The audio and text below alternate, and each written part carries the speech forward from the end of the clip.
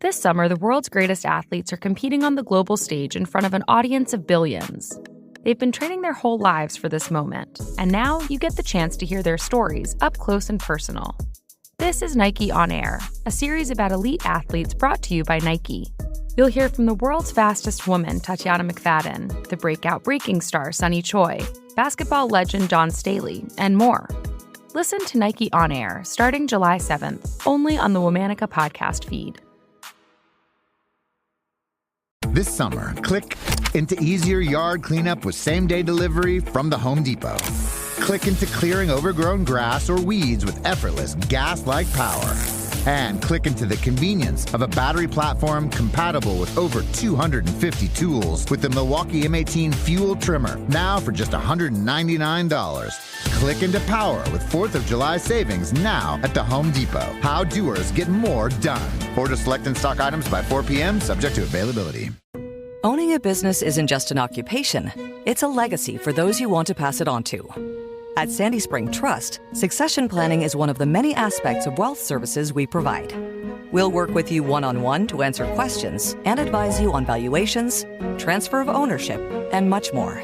What's your next financial destination? Visit sandyspringbank.com/wealth. Wealth and insurance products are not FDIC insured, not guaranteed, and may lose value. Wealth products offered by Sandy Spring Trust, a division of Sandy Spring Bank. I'm Andrea Gunning, host of the all-new podcast, There and Gone. It's a real-life story of two people who left a crowded Philadelphia bar, walked to their truck, and vanished. A truck and two people just don't disappear. The FBI called it murder for hire. But which victim was the intended target and why? Listen to There and Gone South Street on the iHeartRadio app, Apple Podcasts, or wherever you get your podcasts.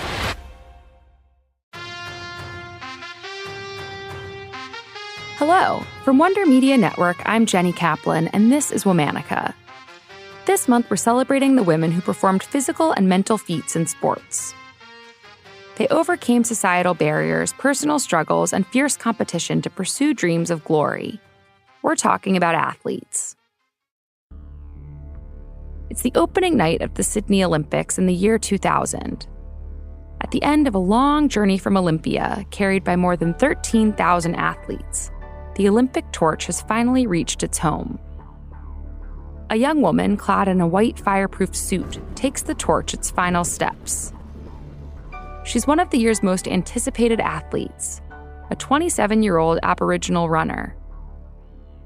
At a time of heightened tension surrounding reconciliation between Indigenous and non-Indigenous communities in Australia, her role as the final torchbearer is hugely significant. She's aware of the added pressure it will bring her in the games, but she likes pressure. It's when she performs best. Meet Cathy Freeman. Cathy was born on February 16, 1973, in rural Queensland, Australia. She grew up with her mother, who was of the Guku-Yalanji people, and her older sister, Anne-Marie. They lived near her extended family in Mackay. Cathy was proud of her Aboriginal heritage and was acutely aware of the injustices settlers had inflicted on her people. When Cathy's grandmother was just a child, she was taken away from her family by the government, part of what is now known as the Stolen Generations. Cathy's love for running started when she was very young. She'd later say that running was more than just physical or mental. She described it as drawing energy from the universe and all of your life's experiences. She said it was like, quote, "Your blood is boiling, like there are ants in your blood." Cathy's stepfather was her first coach. By the time she was 14 years old, Cathy held national titles in the high jump and the 100, 200, and 400-meter sprints. It was the latter race that captured Cathy's interest the most. In 1994, when Cathy was 21 years old, she won the gold medal in the 400-meter race at the Commonwealth Games. After she won, she did what most athletes from Australia traditionally did. She took a victory lap wearing the Australian flag over her shoulders. But she also sported the Aboriginal flag. This kicked up a lot of public debate and controversy, and she was ready for it. Cathy's star was growing, and she intended to celebrate where she came from on every podium she graced. She won the 400 meter at the 1997 and 1999 World Championships and set her sights on the Olympics. Cathy had already attended the Olympics in 1996. She'd won silver. But in 2000, the Olympics were coming home to Sydney. Cathy felt the eyes of the world watching her. She was the fan favorite to win the 400 meter. She lit the Olympic torch during the opening ceremony. And she was also at the center of renewed interest and reconciliation between Indigenous and non-Indigenous people in Australia. An extensive report called Bringing Them Home had just been published in 1997. It traced the history of the stolen generations. The Australian government's silence on the rights of Aboriginal people was louder than ever. On the day of the 400-meter race, Cathy took to the track in a Nike Swift suit. It was a new style, a full-length bodysuit with a hood meant to reduce drag. She cut a striking figure outlined in green, gold, and silver as she took her place on the starting block. When the gun sounded, Cathy took off. 49 seconds later, she'd won an Olympic gold medal. Cathy Freeman by a big margin for Australia! She ran a victory lap, again flying the Aboriginal and Australian flags. Cathy was 27 years old when she won the gold in Sydney, and she retired 3 years later in 2003. Since then, she's been active in charity foundations. She co-founded the Cathy Freeman Foundation, which is now known as the Community Spirit Foundation. It supports Aboriginal children and families with educational opportunities. Though she stepped away from the charity in 2022, Cathy has continued to work for Aboriginal reconciliation, keeping the pressure on, as always. All month, we're talking about athletes. For more information, find us on Facebook and Instagram at Womanica Podcast. Special thanks to Liz Kaplan, my favorite sister and co-creator. Talk to you tomorrow.